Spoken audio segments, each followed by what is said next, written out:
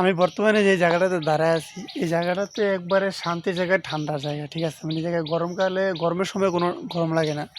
আশেপাশে এই দেখেন শুধু বাগান আর বাগান, ঠিক আছে? মানে গাছপালা আর গাছপালা, পুরো বড় একটা বাগান। ঠিক আছে, আধা কিলোর ভিতরে, মানে এদিকে যে জায়গায় আছি এখান থেকে 1 কিলোমিটারের ভিতরে আশেপাশে কোনো মানুষ থাকে না।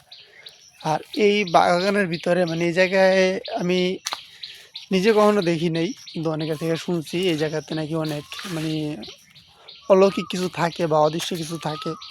মানে অনেকের সাথে অনেক ঘটনা ঘটছে এই জায়গাতে, কিন্তু আমি এই জায়গাতে দেখতে আসলাম, এসে দেখি যে পুরা মানে বাগান, চারপাশে শুধু বাগান আর পাখির ডাক, আর জায়গাটা একবারে নীরব, শান্ত, মানে এত শান্ত যে মানে কি বলবো, আর একটা মানে দেখার মতো জায়গা বাগানের ভিতরে।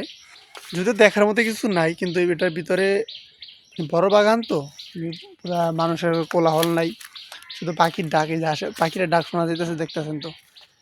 আর এদিকে তাল গাছ আছে দুইটা, ওই যে ওই তাল গাছ, ওই দেখা যায় না ভালো করে, ওই জন্য তাল গাছ আছে। হ্যাঁ, তো মানে জায়গাটা এক কথায় বলতে গেলে পুরা অসাধারণ, ঠিক আছে? এই যে এখন এদিকে প্রায় সময়, প্রায় কত 3 ঘন্টা হবে এই জায়গাতে আসছি, ঘুরতেছি, এখন পুরো বাগানটাই ঘুরতেছি।